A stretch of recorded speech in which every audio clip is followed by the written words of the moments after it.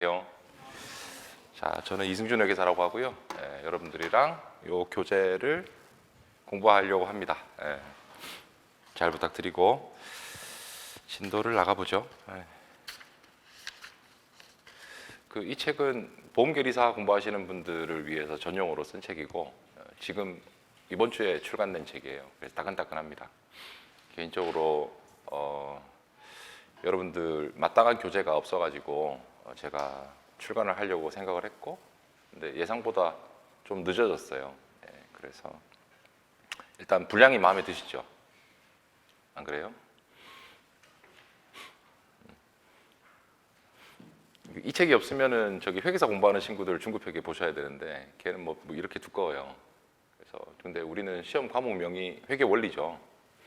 그래서 과목명이 회계 원리인데 그 출제되는 난이도는 회계 원리를 넘는 수준으로 출제가 돼요. 그렇다고 해서 회계사나 세무사 공부하는 친구들만큼 회계의 전문적인 광범위한 지식을 요구하는 시험은 절대 아니에요. 여러분들은 보험 계리가 주된 그거니까. 그래서 그 적절한 바운더리를 결정할 수 있는 책이 하나 필요했었고 그러한 니즈에 따라서 올해 출간을 하게 되었습니다. 그리고 후속적으로 저기 이제 객관식 연습 문제 같은 것도 책이 곧 나올 예정이니까 그거랑 같이 병행하시면 대비하시는데 큰 무리가 없으실 거예요. 자, 우리 1장으로 한번 가보시죠.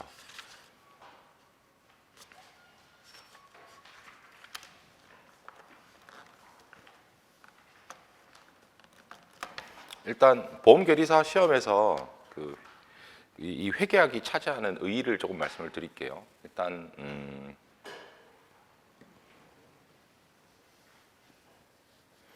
일단 이 회계학은 정복하시는데 시간이 좀 많이 필요해요. 알겠죠? 이유는 내용이 너무 많이 어려워서 그렇다라고 하기에는 좀 그렇고 그 휘발성이 좀 강해요.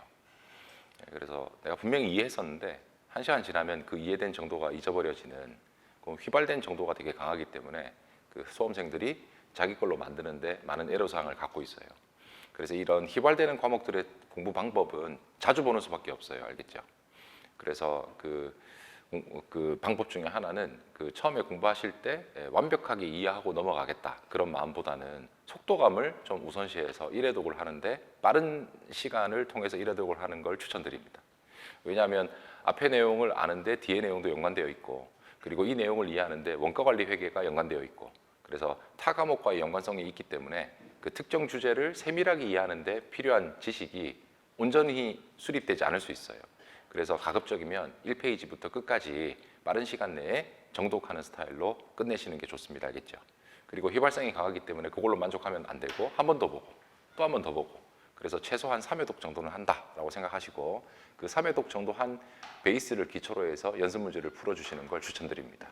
네, 그래서 그렇게 해서 내용 정리하시면 될 것 같아요. 자, 거기 재고지산 한번 가보시면 그 1장에 재고지산의 의의라고 돼 있죠. 1절에 그 첫 번째 재고지산의 식별이라고 돼 있는데 재고지산이 뭐냐 이런 얘기예요. 네. 그건 한번 읽어보세요. 재고지산은 판매를 위해서 가지고 있는 회사의 자산을 재고지산이라고 합니다. 그 정도는 알죠? 네. 그 다음에 두 번째 재고지산과 관련된 회계 시스템이라고 돼 있어요. 자, 거기 1-1번 보시면 회계처리 방법이라고 돼 있는데 계속기록법이라고 돼 있고 또는 실지재고조사법이라고 돼 있죠. 그거 두 개 보이세요? 네. 그래서 그거 두 개 기억해 두시고 그 다음 오른쪽 페이지에 보시면 단위원가 결정이다라고 돼 있어요. 자, 거기 첫 번째 줄에 밑줄 그어둡니다. 재고자산의 단위원가는 개별법을 적용해야 하는 항목을 제외하고 가중평균법과 선입선출법 중 선택하여 적용해야 한다. 체크해 두세요.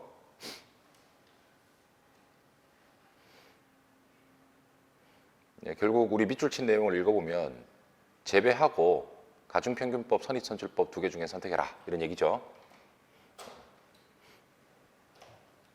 그 다음에 또 밑줄 그어두십시오. 재고지산 기준서는 특정 프로젝트별로 생산하는 항목 등 반드시 개별법을 적용하도록 요구하고 있다. 네, 거기까지. 그래서 반드시 개별법을 써야 되는 경우는 특정 프로젝트별로 생산하는 항목에 대해서는 개별법을 써야 되고 이를 제외하고는 선입선출법과 평균법 중 선택 적용하는 거다. 기억해야 됩니다. 이거. 네. 그 다음에 맨 마지막 줄 가보세요. 후입선출법은 이라고 시작하는 부분. 맨 마지막 제줄에 자, 후입선출법은 매입한 순서와 반대로 판매된다고 가정하는 방법이고 이는 재고자산 기준서에서 허용하는 방법이 아니다. 여기까지 체크해야 됩니다. 자, 그러면 지금 방법이라고 하는 건 총 4개를 지금 우리 책에서 봤죠. 개별법, 그죠? 또 뭐 있어요? 선입선출법, 또 뭐 있어요? 가중평균법, 마지막에 후입선출법 이렇게 돼 있죠. 자, 이 중에 탈락되는 놈은 누구예요? 후입선출법이라는 놈은 한국회계 기준에서 허용하는 방법이 아니래요. 그래서 얘는 시험 범위에서 빼버리고 그럼 남은 3개 중에 셋을 선택할 수 있어요. 셋 중에 한 놈은 반드시 써야 되는 경우가 존재해요. 반드시 써야 되는 경우가 존재하죠. 특정 프로젝트별로 생산되는 재고자산은 반드시 무슨 법을 써야 되고 개별법을 써야 되고 그게 아니라면 가중평균법과 선입선출법 둘 중에 회사가 선택해서 적용하는 겁니다. 그렇게 구조를 잡아주시면 됩니다. 자, 그러면 여기까지 했을 때 내용을 잠깐만 보겠습니다. 자, 지금 잘 모르겠지만 이 재고자산 회계 처리와 관련해서 2가지 방법이 있어요. 첫 번째가 계속기록법이라는 게 있고 두 번째는 실지재고조사법이라는 거 있어요. 줄여서 실사법이라고 그래요. 이렇게 2개 보이죠? 그러면 계속기록법은요.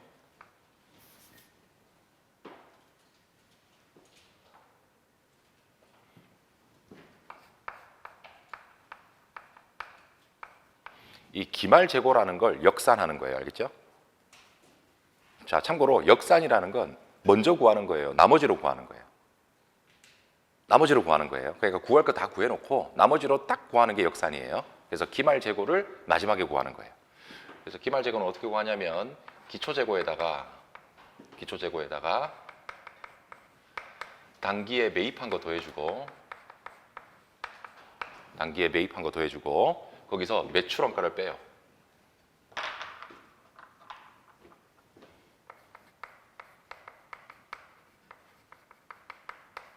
매출원가를 빼요. 자, 그래서 참고로 여러분들 요 기초재고라는 건 작년 12월 31일로부터 넘어온 걸 얘기해요. 알겠죠? 그 정도는 알죠? 그래서 얘는 구해야 돼요. 넘어온 자료예요. 넘어온 거예요. 그래서 제시된 상수 같은 거예요. 그 다음에 여기 있는 단기 매입도 이번 연도에 사온 것들이에요. 그래서 이번 연도에 사온 것도 장부에 다 기록되어 있기 때문에 이것도 제시되는 자료예요. 알겠죠? 그래서 이 제시된 2 자료를 더해서 거기서 여기 노란색으로 기표한 무슨 원가를 계산해서 매출 원가를 계산해서 빼버리면 무슨 재고가 나온다? 기말 재고가 나온다. 이런 뜻이에요. 자, 그러면 여기 나와 있는 이 매출 원가를 어떻게 구하냐? 이 매출 원가는 이 매출 원가를 우선 계산해야 되는데 매출 원가는 이렇게 구해요. 판매 수량, 팔린 것들, 판매된 거 곱하기 하나당 원가. 한 개당 얼마 주고 사왔는지 알겠죠? 응? 판매 수량 곱하기 하나당 원가. 이렇게 곱하면 무슨 원가가 나온다고요? 매출 원가가 나와요. 이해되죠? 네. 그래서 기초재고에다가 단기 매입 더해주고 판매 수량 곱하기 하나당 원가를 곱한 걸 무슨 원가라고 하고 매출 원가라고 하고 이걸 여러분들이 구해서 빼버리면 무슨 재고가 나온다? 기말 재고가 나온다. 자, 이렇게 하는 걸 무슨 기록법이라고 해요? 계속기록법이라고 해요. 그래서 여러분들 계속기록법은 무슨 원가를 우선적으로 구하는 거다? 매출 원가를 구하는 거다. 알겠죠? 매출 원가를 우선적으로 구하고 기말 재고는 이 등식에 따라서 나머지로 계산되는 방식이다. 이렇게 기억합니다. 무슨 기록법이요? 계속기록법. 알겠지? 네. 그 다음에 실사법이라는 거 있어요. 실사법. 이 실사법은 반대로 매출 원가를 역산해서 구해요. 매출 원가라는 놈을 역산해서 구해요. 이제 역산이라고 적어둘게요. 나머지로 구해요. 그래서 매출 원가는 똑같이 기초재고에다가 단기 매입을 더해주고 그 다음 빼주는데 이제 빼주는 게 기말 재고를 빼줘요.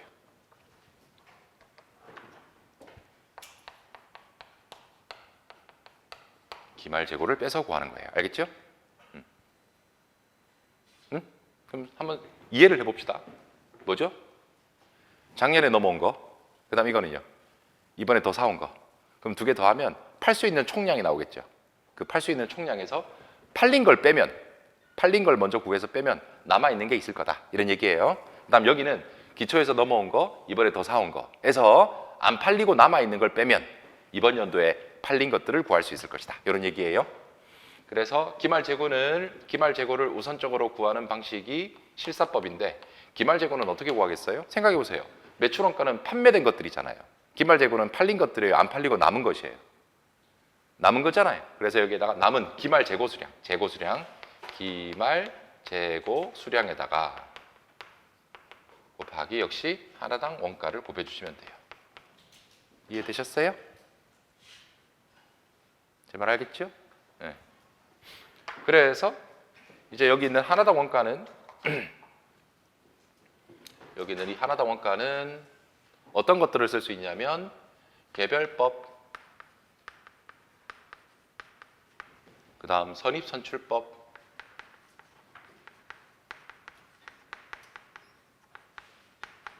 그 다음 가중평균법, 그 다음 후입선출법, 이런 걸 쓸 수 있어요. 이것도 마찬가지예요. 알겠죠? 그러면 여기서 질문, 이거 4개 다 적용할 수 있어요. 후입선출법은 하지 말라고 그랬어요. 안 합니다. 그래서 얘는 넌 IFRS예요. 국제회계 기준이 아니다. 그럼 남아있는 건 누구죠? 개별법과 그 다음에 나머지 3개죠. 네, 그래서 이 중에 개별법과 선입선출법, 가중평균법 중에 선택하는 거예요. 개별법은 적용할 수 있는 항목이 따로 정해져 있었어요. 항목이 따로 정해져 있었다. 그래서 특정 프로젝트별로 생산되면 무슨 법 쓰고 개별법 쓰고, 그렇지 않다라면 선입선출법과 가중평균법 2개 중에 선택 적용하는 거예요. 네, 그래서 이렇게 기억해 두시면 돼요. 그러면 이 페이지는 다 정리가 끝나는 거예요. 알겠죠? 네.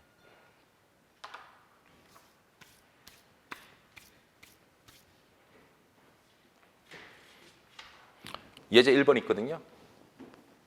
가서 풀어볼게요. 자, 예제 1번은 지금 보시면 물음이 3개예요. 물음이 2개예요. 자, 1번 물음은 그 표를 완성하라는 거예요. 그죠? 네.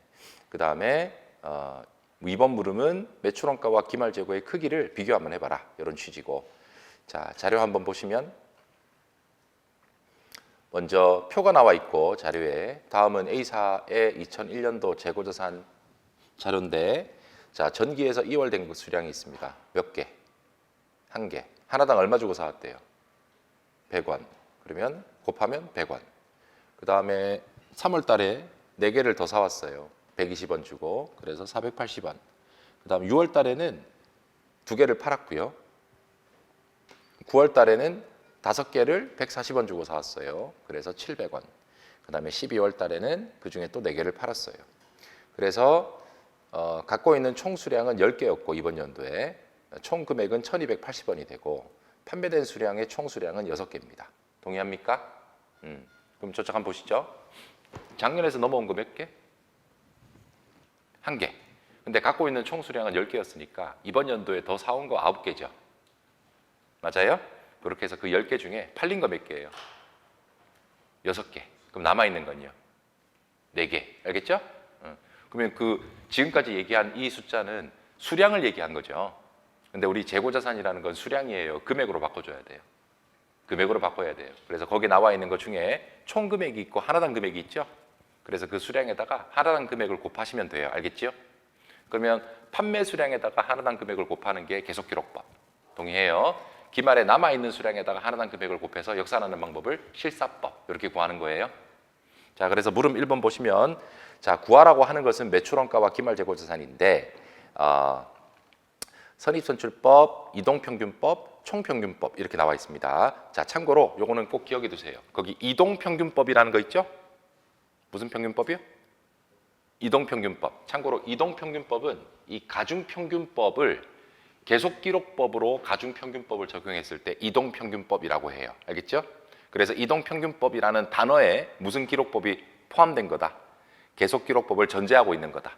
동의해요? 그 다음에 여기 그 문제에 보면 총평균법이라는 것도 있죠. 그 총평균법은 계속기록법, 가중평균법을 얘기하는 건데 실사법을 적용했을 때의 가중평균법을 총평균법이라고 불러요. 제발 따라오셨죠? 네, 그래요. 그러면 이 문제를 풀어봅시다.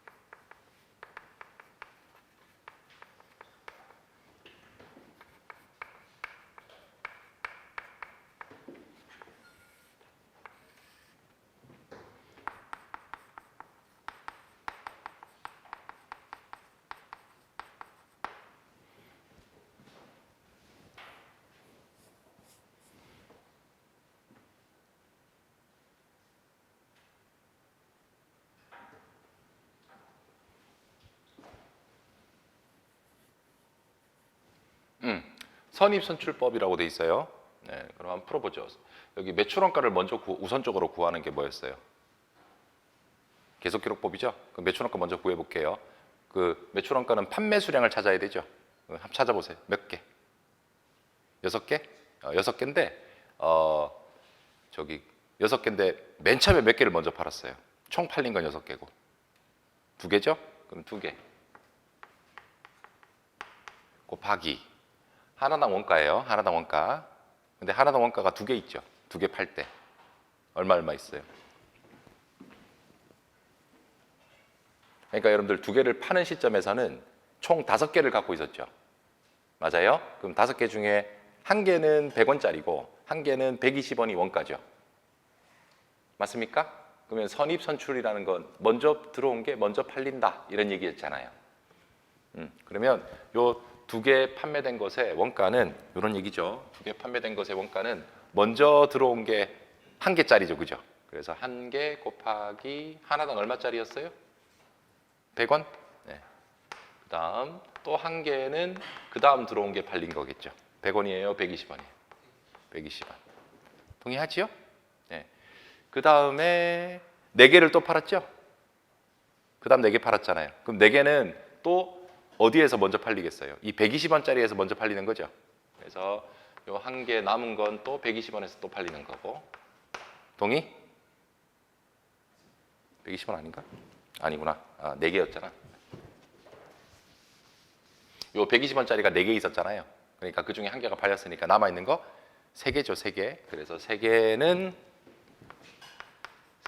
곱하기 얼마 하시고? 120원 하고. 그 다음에 총 팔린 게 6개였으니까 나머지 1개는 얼마짜리가 팔린 거겠어요?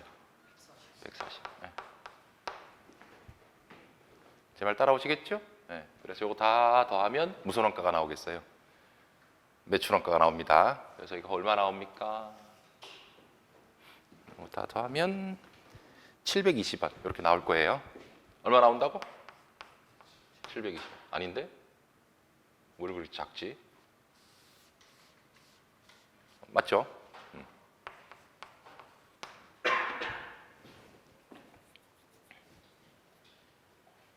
자, 그럼 일로 와보면 여기가 720원이라는 얘기잖아요. 그죠? 그러면 여기는 얼마예요? 기초재고는. 거기 표에 나와 있어요. 100원. 그 다음에 이번 연도에 더 사온 건 100원까지 포함해서 총 1280원이니까 이번 연도에 더 사온 건 1180원이죠. 그죠? 맞아요? 네. 거기서 매출원가가 얼마나 나왔습니까? 720원. 이렇게 구해서 나왔으니까 빼면 나머지가 무슨 재고다? 기말재고다. 이렇게 하는 거예요. 그럼 얼마 나와요? 기말재고가 560원. 그래서 여기가 560원으로 역산되는 거예요. 자, 이렇게 구하는 걸 계속기록법이라고 해요. 이해되죠? 네, 그 다음 하나 더 해볼게요. 자, 실사법은 매출원가를 우선 구하라고 그랬어요. 기말재고를 우선 구하라고 그랬어요. 기말 재고를 우선 구하라고 그랬잖아요. 자, 그러면 실사법은 요 기말 재고를 우선적으로 구하는 거예요. 그럼 우리 조금 전에 봤지만 기말 재고는 팔리고 남아있는 수량이 기말 재고죠. 그러면 총 10개를 팔 수 있었는데 6개를 팔았으니까 남아있는 건 몇 개다? 4개죠. 근데 이 4개에 대한 원가는 다 같아요. 지금 3개나 보여요. 3개잖아요. 그래서 4개를 갖고 있지만 선입선출법은 먼저 사온 게 먼저 팔리는 구조니까 기말에 남아있는 건 최근에 구입한 원가가 남아있겠죠. 제 말 이해돼요? 그러면 최근에 구입한 게 얼마짜리였어요? 140원이고 140원은 총 몇 개를 사왔어요? 5개? 그러면 우리 기말 재고가 4개였죠? 그래서 4개는 곱하기 하나당 140원으로 구성되어 있다. 이렇게 할 수 있는 거죠. 그럼 얼마 나옵니까? 560원이 나오는 거예요. 동의? 자, 그러면 우리 먼저 뭘 구한 거예요? 얘를 먼저 구한 거죠. 얼마? 560원. 그 다음에 기초재고가 아까 우리 얼마였고? 100원이고 그 다음에 단기에 매입한 게 1100 얼마였죠? 80원이고 그래서 남아있는 기말재고 560원을 빼면 무슨 원가 나오겠어요? 매출원가 나오겠죠. 그래서 그 매출원가가 얼마가 나올 것이다? 720원이 나올 것이다. 이런 얘기예요. 그래서 지금 풀면 선입선출법이라는 놈은 계속기록법으로 구하나 실사법으로 구하나 그 결과가 달라요. 똑같아요. 똑같죠. 그래서 이름이 갈라지지 않았어요. 그냥 무슨 선출법? 선입선출법. 그래서 선입선출법은 여러분들 마음대로 구하세요. 알겠죠?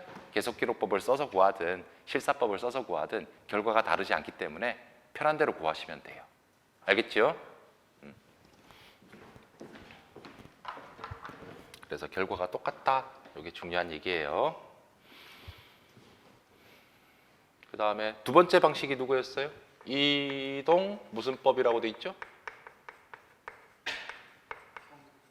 네. 그래서 여러분들 이동평균법이라는 것은 평균법 중에서도 계속기록법을 적용했을 때의 평균법을 얘기합니다. 알겠죠? 그래서 이동평균법은 계속기록법이다라는 걸 전제하고 있어요.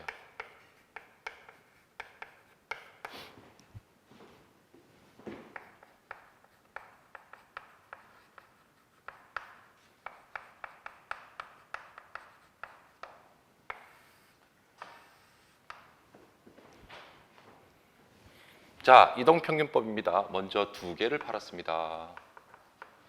2개 곱하기 하나당 원가를 구하셔야 돼요. 알겠죠? 자, 여러분들 평균이라는 건 순서를 정해놓고 가져오는 겁니까? 평균은 섞어버리는 겁니까? 섞어버리는 거죠. 그래서 판매된 2개에 대해서 평균 원가를 찾아내셔야 돼요. 알겠죠?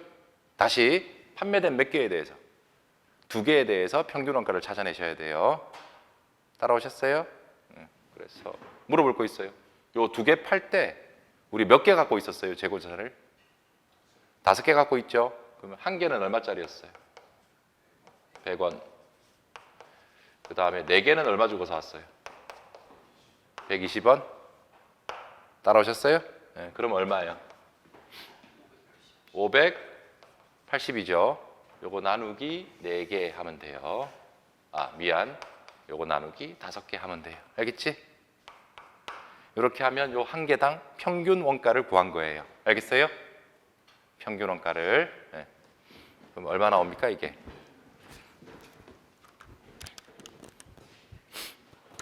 음, 580 나누기 5 하면 이게 116원이 나옵니다.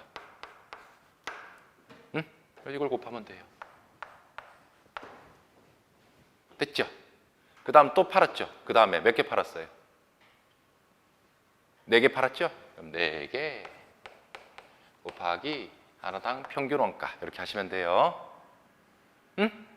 그러면 질문. 요 4개를 팔 때는 갖고 있는 게 몇 개였어요? 갖고 있는 게 몇 개였어요? 8개? 그럼 8개는 어떻게 구해지는 거예요?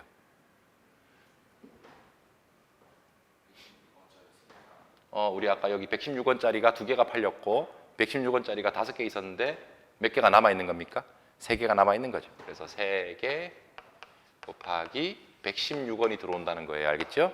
네. 플러스 그 다음 더 사왔죠? 몇 개 더 사왔어요?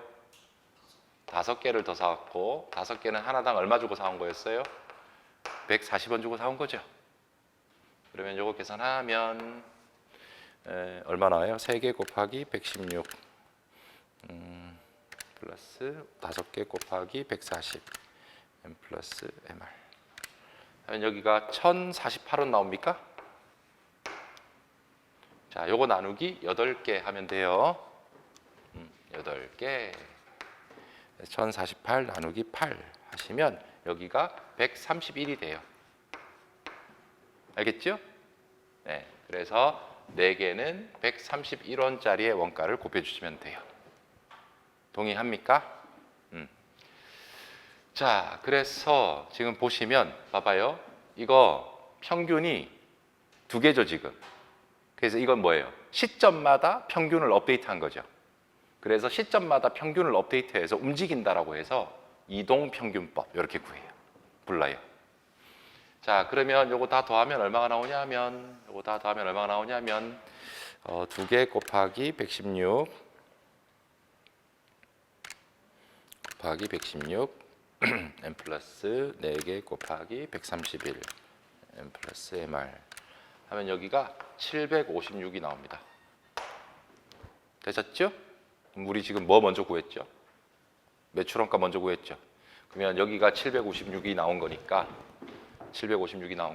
100원 더하기 1180원 마이너스 756 하면 무슨 재고 역산할 수 있겠어요?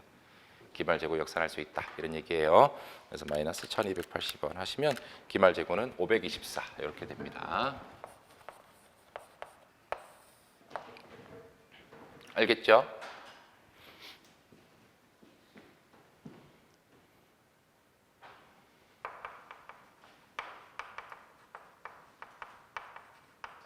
자, 평균법 중에 총평균법이라는 게 있어요.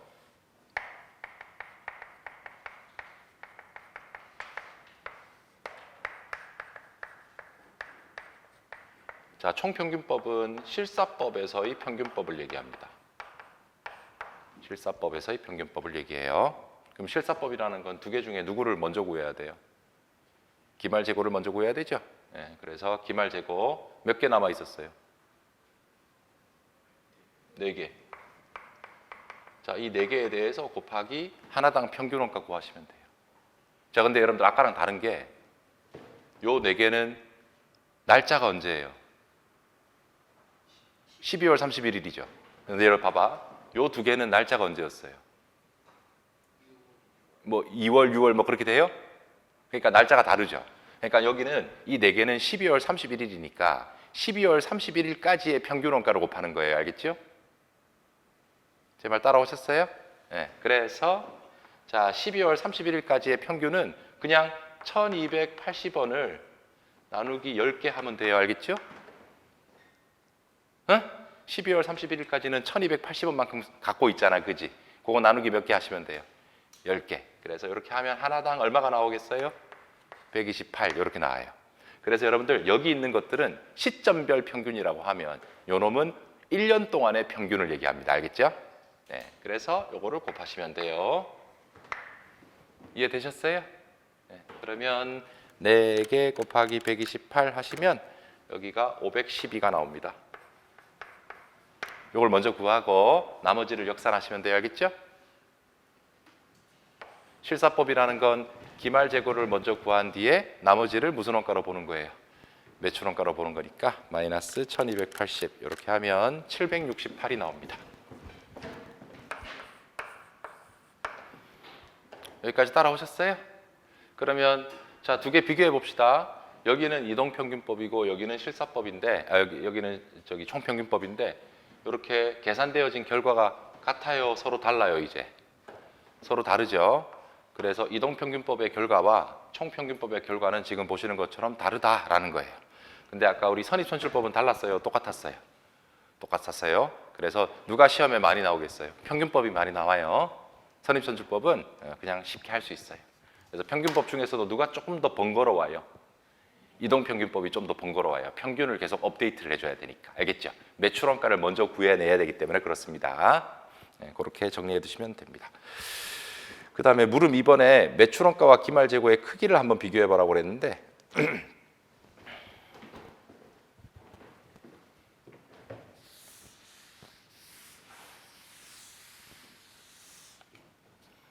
지금 매출원가부터 비교 한번 해봅시다. 매출원가가 제일 큰 놈은 누구예요?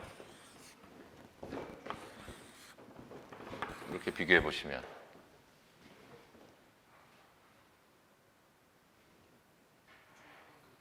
총평균법일 때가 제일 크죠, 그죠? 그 다음에 기말재고를 비교해 보시면 여기는 560원, 여기는 524원, 그 다음에 여기는 512원이에요. 그래서 기말재고가 제일 큰 놈은 누구예요? 선입선출법이죠. 네. 그래서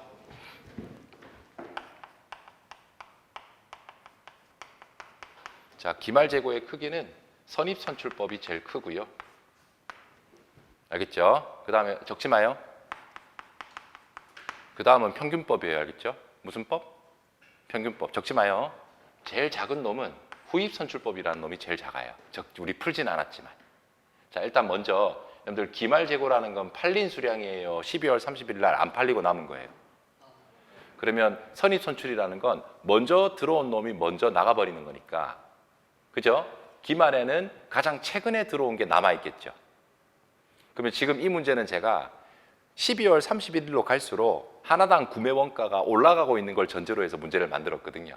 1월 1일은 100원, 그 다음은 120원, 그 다음 뭐 140원 이런 식으로 기말로 가면 갈수록 물가가 하나당 원가가 올라가고 있는 추세에서 선입선출법이 최근에 가장 비싼 놈이 남아있겠죠. 그런 영향에서 선입선출법의 기말재고가 클 거예요. 그러면 가장 오래전에 쌀 때 구입했던 원가가 남아있는 게 후입선출법이에요. 역산하는 거니까 얘는 반대로 가는 거니까. 그럼 그 중간에 가운데 있는 게 무슨 법이겠어요? 평균법이에요. 그래서 선입선출법이 기말재고는 제일 클 것이고 당연히 그 다음에 후입선출법이 제일 작을 것이고 그 다음에 평균법은 중간에 있을 것이다 이런 얘기예요. 근데 우리 평균법은 다시 두 개로 쪼개졌죠. 이동평균과 무슨 평균으로?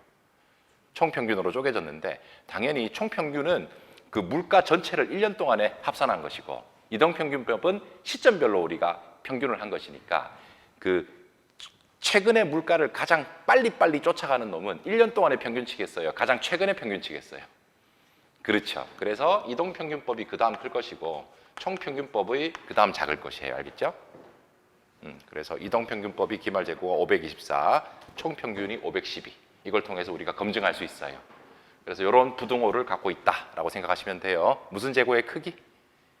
기말재고의 크기. 그러면 이 기말재고 말고 팔린 것들이 무슨 원가였어요, 여러분들? 매출원가죠. 그 매출원가는 기말재고의 크기에 반대로 움직인다라고 생각하시면 돼요. 왜냐하면 매출원가와 기말재고의 합은 1280원으로 어떤 경우든 다 똑같아야 되니까. 한쪽이 크면 한쪽은 어떻게 돼야 돼요? 작아져야지만 합이 1280원이 되겠죠. 그런 구조로 생각하시면 돼요. 그래서 이런 게 시험에 나오면 반드시 무슨 재고의 크기를 머릿속에서 기억해 두시고 기말재고의 크기를 암기해 두시고 매출원가의 크기는 구하려고 노력한다 아니면 역산하면 된다. 반대로 가면 된다. 이렇게 기억하시도록 합니다. 그래서 그게 물음 2번이에요. 넘어가시면 됩니다. 자, 1절은 이렇게 해서 정리하시면 되고 제가 지우는 동안 여러분들 리뷰해 보세요. 1절에서 공부한 거 뭐 있죠? 계속기록법이라는 게 뭔지, 실사법이라는 게 뭔지 봤어요. 두 번째, 하나당 원가를 어떻게 구하는지 봤어요. 맞죠? 하나당 원가를 구하는 방법은 선입선출법, 평균법 이렇게 두 개 있었어요. 개별법 이런 거 신경 쓰지 말고. 선입선출법, 평균법 있었는데 평균법은 다시 두 개로 쪼개졌어요. 계속기록법에서의 평균법을 무슨 평균법이라고 그랬어요? 이동평균법. 실사법에서의 평균법을 뭐라고 그랬어요? 총평균법. 이렇게 기억합니다.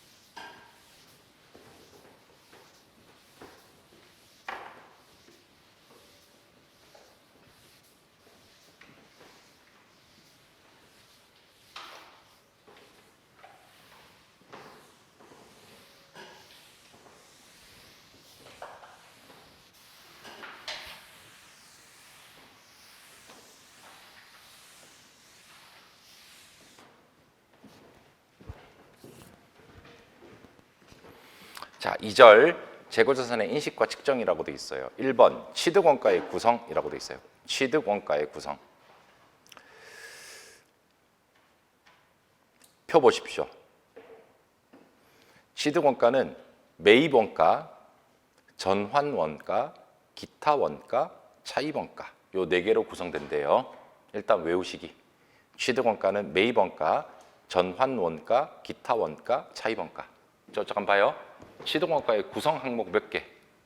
4개. 첫 번째 매입원가, 두 번째 전환원가, 세 번째 기타. 알겠죠? 네 번째 차입원가. 이렇게 되는 거예요.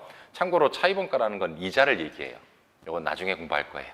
지금 신경 쓰지 말고. 그러면 차입원가 빼면은 뭐 있어요? 3개. 매입, 그다음 전환, 그다음 기타. 그럼 제가 정의를 내려드릴게요. 기타는 뭐냐면 매입도 아니고 전환도 아니지만 취득원가에 포함될 기타의 요소들 이렇게 기억하는 거예요. 그래서 기타라고 하는 거예요. 그래서 별거 없어요. 시험에 나오지 않아요.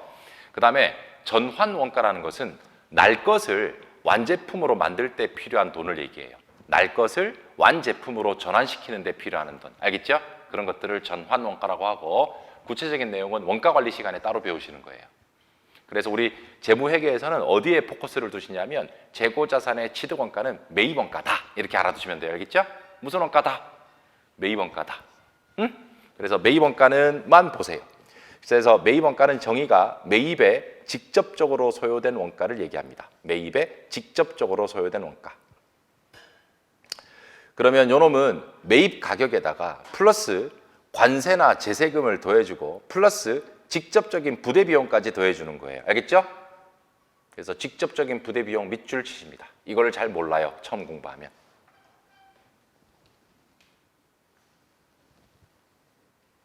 그 다음에 별표 있는데 그 두 번째 별표 가보시면 매입 할인, 리베이트 등 유사 항목은 취득원가 결정할 때 뭐 하라고 돼 있죠? 차감의 동그라미. 됐어요? 예, 그러면 여러분들 입장에 생각해 볼게요. 이 책 정가가 얼마였죠? 나 몰라. 33,000원이네. 내가 이거를 학원에서 안 사고 그 인터넷에서 주문했어요. 알겠죠? 그럼 이거 얼마 주고 산 거예요? 33,000원. 근데 33,000원만 부담한 게 아니라 택배비 5,000원을 부담했어요. 배송비. 제 말 알겠죠? 그러면 이 책에서 요구하는 책의 취득원가는 매입 가격 33,000원 플러스 구매하지 않았다라면 배송비를 안 부담했겠죠. 이런 것들을 직접적인 부대 비용이라고 해요. 알겠죠? 그래서 33,000원 플러스 배송비 5,000원까지 더해줘라 이런 얘기예요. 이해돼요? 그래서 얼마? 38,000원이 이 책의 취득원가다 이렇게 얘기하는 거예요. 근데 내가 인터넷에서 샀더니 인터넷 회원은 책값의 10%를 빼준대요. 책값에 얼마를 깎아준다고? 10%를 깎아준대. 그러면 매입 가격은 33,000원이지만 플러스 배송비 5,000원이 붙었지만 책값 33,000원에 10%를 깎아주면 빼기 얼마 해줘야 돼요? 3,300원. 동의해요? 그래서 이거를 제가 책에서 이렇게 표현했죠. 매입 가격 플러스 직접적인 부대 비용. 그 다음 밑에 별표에서 매입 할인 같은 거 받은 경우에는 차감. 알겠지? 그렇게 해서 구한 값을 무슨 원가다 라고 얘기하는 거예요. 취득원가다 이렇게 얘기해요. 참고로 이 취득원가라는 표현은 매 장마다 나와요.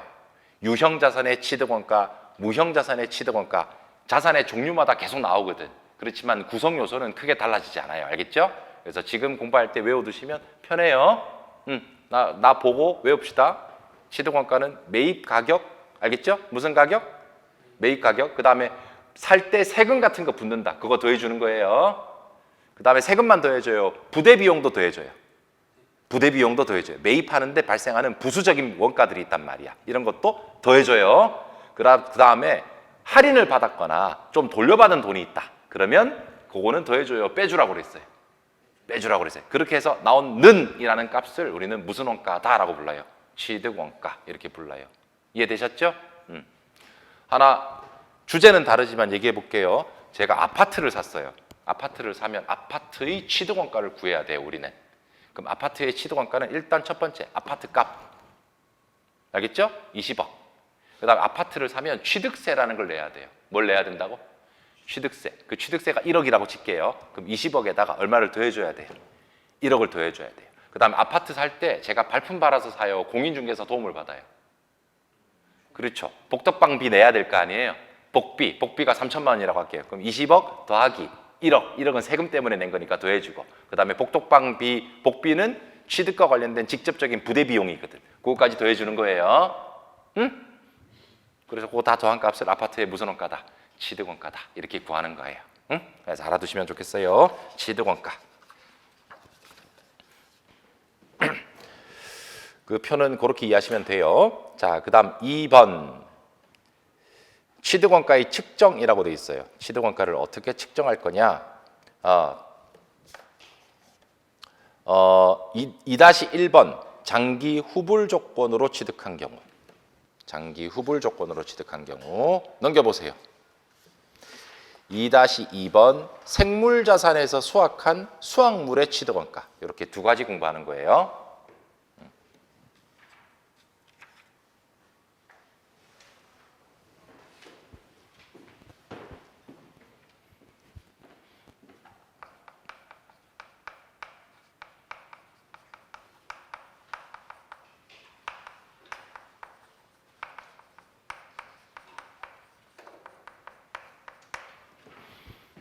장기 후불 조건 하에 재고자산의 취득원가입니다. 질문 드려요. 후불이라는 건 지금 돈 준다, 나중에 줄 거다? 나중에 줄 거다. 장기라는 것은 그 나중이 짧다, 먼 미래다. 먼 미래다 이렇게 얘기해요. 일반적으로 장기라는 것은 구입한 시점부터 1년이 넘어가서 결제할 때 그걸 장기 후불이라고 그래요. 알겠지? 그랬을 때 취득원가는 뭐냐 이런 얘기예요. 외워두시면 좋겠어요. 현재 가치.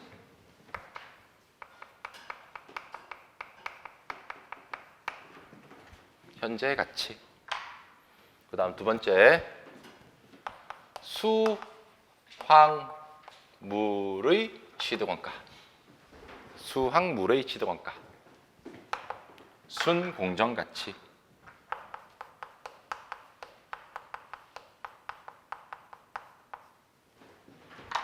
시험에 나오니까 외워두세요.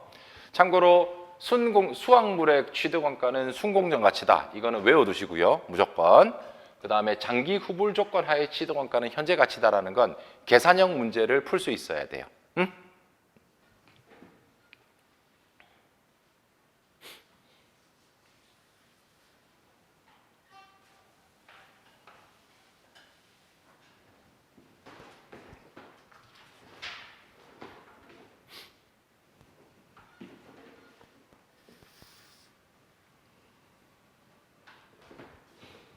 현재 가치가 뭐죠?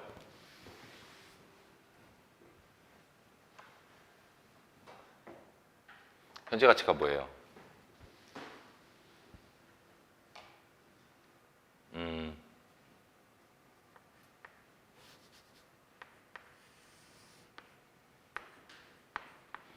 여기가 오늘이고요. 여기가 1년 후예요. 여기가 2년 후예요. 여기가 3년 후예요. 제가 물건을 사고 1년 후에 1원을 주기로 약속했어요. 1년 후에 얼마 준다? 1원 준다. 알겠죠? 그러면 1년 후에 1원 주는 건 오늘 입장에서 봤을 때 부채죠, 부채. 그렇잖아요? 그래서 봐봐요. 오늘 1년 후에 1원 줄게라는 부채를 부담하고 오늘 재고를 사온 거예요. 뭘 사왔다? 재고자산을 사온 거예요. 그러면 차변의 재고자산의 증가, 대변의 부채의 증가라는 기록을 오늘 하는 거예요. 자, 근데 요 재고자산은 취득은 했지만 돈을 지금 줬어요. 1년 후에 주기로 했어요. 1년 후에 주기로 했죠. 그럼 1년 후에 주는 조건에서의 재고자산의 취득원가는 무슨 가치로 기록해라? 현재 가치로 기록해라. 이런 얘기예요. 그래서 잠깐 봐. 1년 뒤에 얼마 주기로 했어? 1원 주기로 했지. 그러면 1원으로 기록하라. 이건 틀린 거예요. 1원에 무슨 가치로 기록해라? 현재 가치로 기록해라. 이런 얘기예요.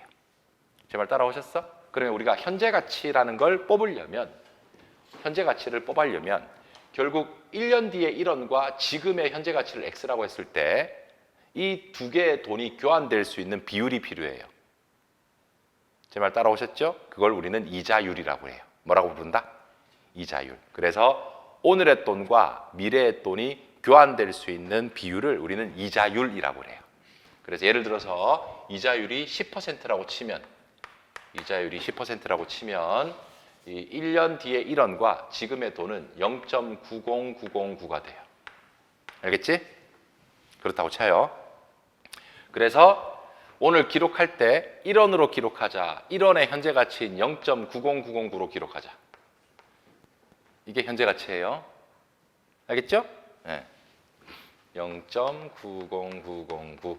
그러니까 1원으로 기록하자 아니면 1원의 현재 가치로 기록하자. 현재 가치로 기록하자. 알겠죠? 그렇게 정리하면 돼요. 또 한번 해볼까? 자, 내가 물건을 사오고 돈을 2년 뒤에 1원 주기로 했거든. 언제 준다고 돈을? 2년 뒤에. 그러면 여기다가 1원, 줄 돈 1원 이렇게 하면 안 된다는 얘기예요. 이렇게 장기 후불 조건으로 재고를 취득한 경우에는 무슨 가치로 기록하자고요? 현재 가치로 기록하자. 그래서 현재 가치는 2년 뒤에 1원의 오늘의 값어치를 구해서 뽑는 거예요. 알겠죠? 그럼 참고로 어떻게 뽑냐? 요거 나누기 1.1 하면 이 x가 나와요. 이게 아까 0.90909 이거였어요. 요거 나누기 다시 1.1 하면 여기 값이 나오는 거예요. 알겠죠? 그럼 여기에 0.82645 이런 식으로 나와요. 그래서 0.8 정도로 적어주자. 82 정도로 적어주자. 네? 그러니까 2년 뒤에 1원을 그대로 적자. 그 1원의 현재 가치로 적어주자. 현재 가치로 적어주자. 그런 얘기예요. 이해되셨어요? 그럼 너 봐봐. 여기서 좀 이상한 게 있단 말이야. 나 봐봐. 요 돈은, 요 부채는 언젠가는 돈 나가죠. 언젠간 나가 안 나가? 나가죠. 돈은 얼마 나가야 돼요? 2년 뒤에 나가겠죠. 2년 뒤에 얼마 나가요? 1원 나가겠죠. 그러면 부채는 내 장부에 0.82원 정도로만 기록됐잖아요. 그럼 부채가 없어지는 것보다 나간 돈이 똑같아요. 나간 돈이 더 많아요. 더 많죠. 이런 걸 우리는 손해봤다 이렇게 얘기하는 거예요. 장부에서 손해봤다 이렇게 얘기하는 거예요. 그러면 장부상 이 손해는 비용이라고 해요. 뭐라고? 비용. 그럼 비용이 0.18이 되는 거예요. 이해됐죠? 네. 그러면 이 비용이 뭘까요? 이자 비용이다 이렇게 얘기해요. 무슨 비용? 이자 비용. 이해되셨지? 네.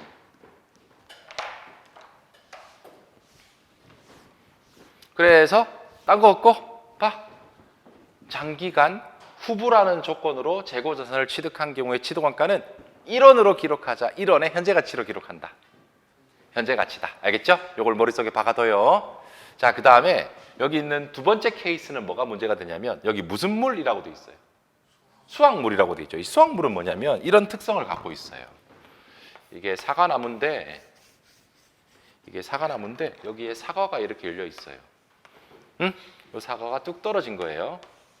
이 떨어진 사과를 수확물이라고 그래요.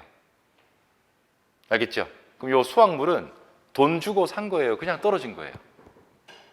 그냥 떨어진 거죠. 그냥 떨어졌다고 칩시다. 그래서 내가 그냥 방목으로 내가 사과나무를 키우고 있는데 거기서 사과가 그냥 다 익어가지고 떨어졌다고 쳐요. 그럼 이 사과를 얻는데 쓴 돈은 있다 없다? 없어요. 이런 경우를 취득원가는 빵이다 이렇게 얘기해요. 들어간 돈이 없으니까. 근데 취득원가를 0으로 해버리면 장부에서 뭔가 애로사항이 생겨요. 뭐가 생기냐면 사과는 존재하지만 사과를 금액으로 나타낼 방법이 없는 거야. 원가가 빵이니까. 그래서 회계 기준에서는 그런 경우 원가가 빵인 경우에 장부에 표시하기 위해서 그 사과의 공정가치로 취득원가를 측정하도록 요구하는 거예요. 알겠지요? 제 말 따라오셨어? 그래서 뭘 모르겠고 수확물이라는 놈이 있으면 그 수확물의 취득원가는 사실상 0이지만 0 하면 안 좋은 점이 많으니까 그 사과의 무슨 가치로 기록하라고? 순 공정가치로 기록하자. 이런 얘기예요. 참고로 순 공정가치라는 건 그 사과를 팔았을 때 얻을 수 있는 순수한 돈을 얘기해요. 그 값으로 기록하자. 이런 뜻이에요. 그래서 두 개만 기억해요. 돈을 미래에 주겠다. 줄 돈으로 기록한다. 줄 돈의 현재 가치로 기록한다. 현재 가치로 취득원가를 측정한다. 그 다음에 수확물처럼 원가 부담이 하나도 없는 것들을 기록할 때는 매각했을 때의 값어치로 기록하겠다. 알겠죠? 그래서 그 두 가지만 기억해요. 자, 그러면 뒤쪽에 가보시면 예제 2번이 있어요. 예제 2번을 풀어봅시다.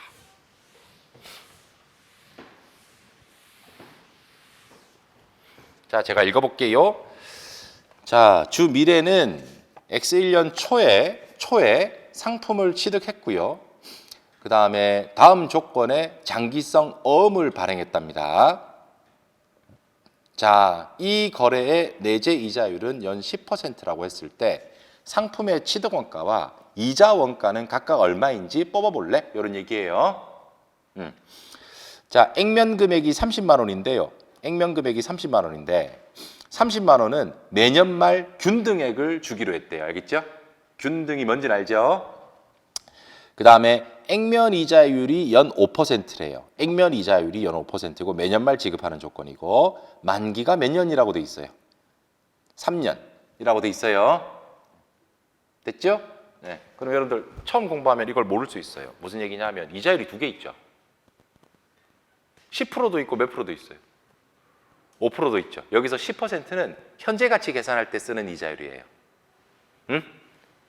그 다음에 5%는 너와 나 사이에 그냥 돈으로 조금씩 주고받고자 하는 이자를 얘기해요. 일단 그렇다고 치고. 네. 그러면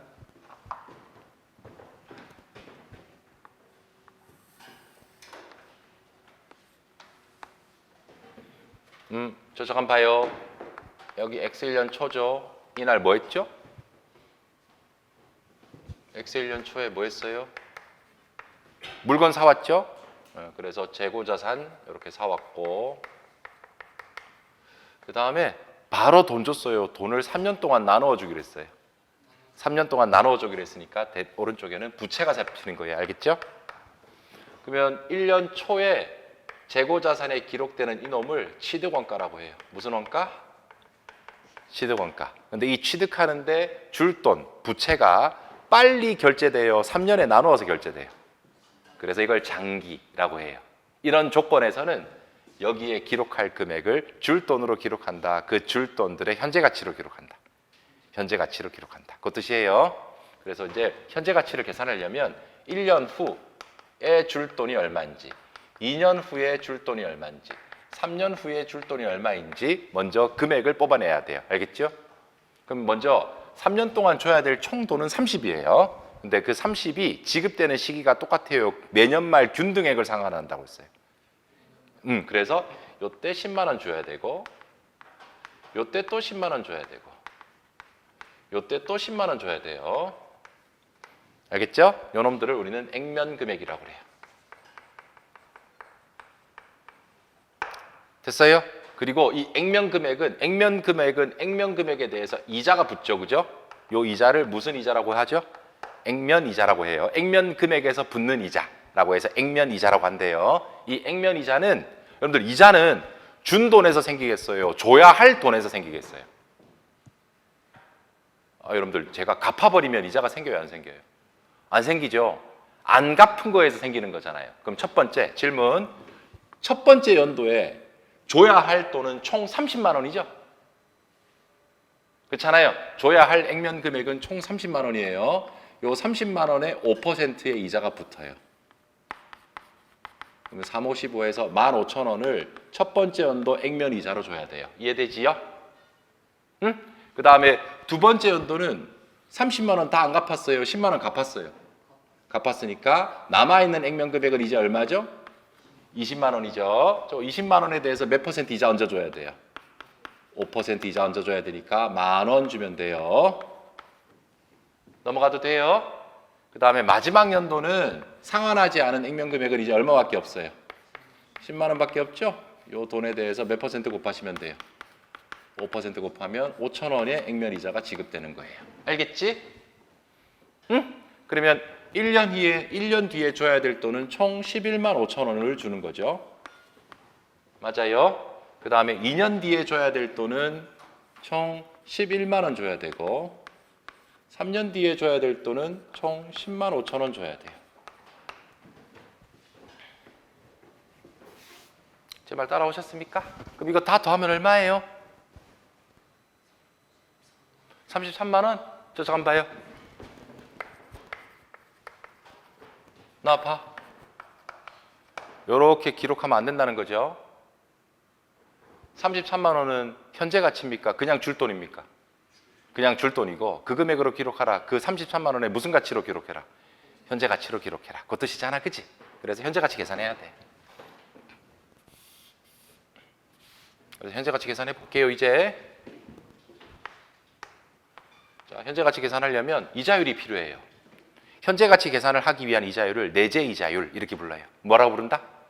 네, 그래서 내재 이자율로 현재 가치 계산하는 거예요. 내재 이자율 10%래요.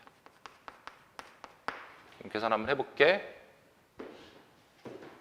11만 5천 원 나누기 1.1의 1승.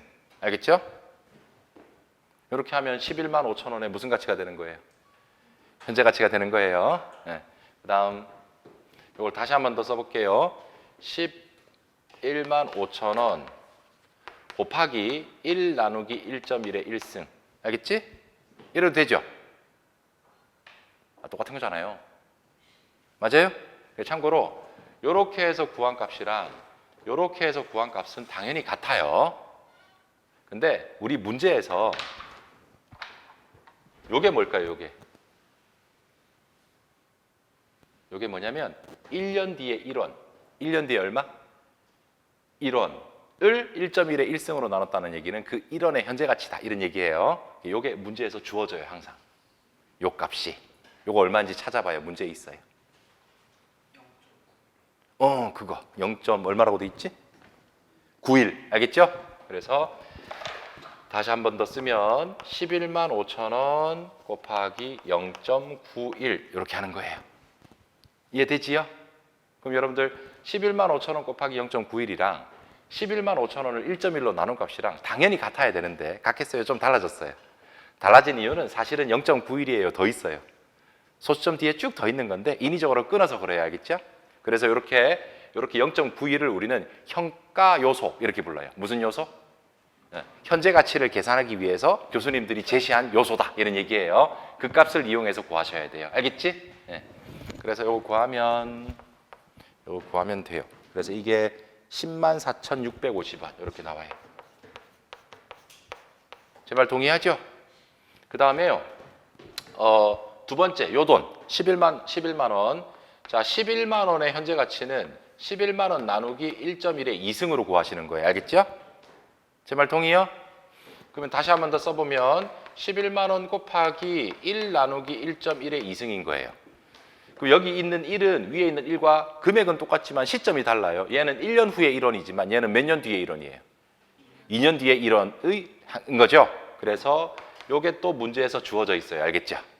찾아봐요. 그래서 11만 원 곱하기 얼마예요?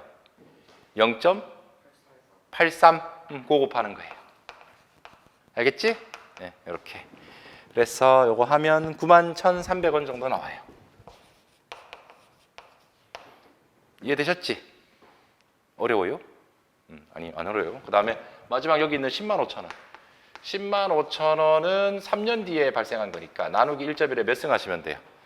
3승 하면 되죠? 네, 따라서 10만 5천 원 곱하기 1 나누기 1.1에 3승 하시면 되죠? 그리고 문제에서 요게 또 주어져 있잖아요. 그죠? 네, 그래서 10만 5천 원 곱하기 얼마예요? 0.75인가? 네, 그래서 0.75 곱하시면 돼요. 그래서 이거 곱하면 78,750원 이렇게 나오거든. 그래서 이것들을 다 더하시면 돼요. 썸 하시면 돼요. 그래서 이거 다 더하면 얼마가 나오냐면 이거 다 더하면 274,700원 이렇게 나옵니다. 274,700원 이렇게요. 이해되셨어요? 네, 그래서 여기에다가 274,700원 274,700원 이렇게 기록하라는 게 현재 가치로 기록하라는 요구사항을 지킨 거예요. 알겠죠? 내 말 아시겠어요? 그 다음에 우리 물어본 건 취득원가만 물어봤어요. 이자 원가도 물어봤어요. 이자도 물어봤죠. 그죠? 그럼 이자는 별거 없어요. 이자는 우리 줘야 될 총돈이 아까 우리 얼마였어요? 줘야 될 총돈이 33만 원이죠. 근데 지금 있는 부채는 얼마예요? 27만 4,700원이잖아요. 그럼 27만 4,700원의 부채를 33만 원을 결제하고 주는 거니까 손해 난 거죠? 그래서 그 손해를 무슨 원가라고 부른다? 이자 원가라고 하는 거. 이자 때문에 손해 났다 이런 얘기예요. 네, 그래서 이자 원가는 33만 원이라는 총 지급액에서 현재 가치 27만 4,700원을 빼면 돼요. 그래서 이자 원가는 요 나머지 차이로 구하시면 된다. 그래서 55,300원 이런 얘기예요. 됐어요? 그럼 여러분들 느낌 한번 가져보세요. 현재 가치를 계산하면 뭐가 좋아요? 내가 줘야 될 돈의 실질을 쪼갤 수 있는 거죠. 33만 원 주기로 약속했지만 그 중에 27만 원 정도는 물건값으로 나간 거고 나머지는 이자 때문에 나간 거다. 이렇게 구분할 수 있는 거죠. 그러한 목적을 위해서 무슨 가치로 땡기는 거예요? 현재 가치 평가를 하는 거예요. 그래서 현재 가치 평가를 하는 이유가 뭐예요, 선생님? 이렇게 물어보시면 물건값과 이자를 나누기 위한 목적이다. 알겠죠? 물건값과 이자를 나누기 위한 목적이다. 제 말 따라오셨어? 네, 그게 목적이래요. 네, 그 정도 계산하실 수 있으면 돼요. 자, 여기까지 하면 재고자산의 기초가 성립되는 거예요. 자, 우리 10분만 쉬었다가 후속 보고라는 거 정리할게요. 좀만 쉬었다가 봐요.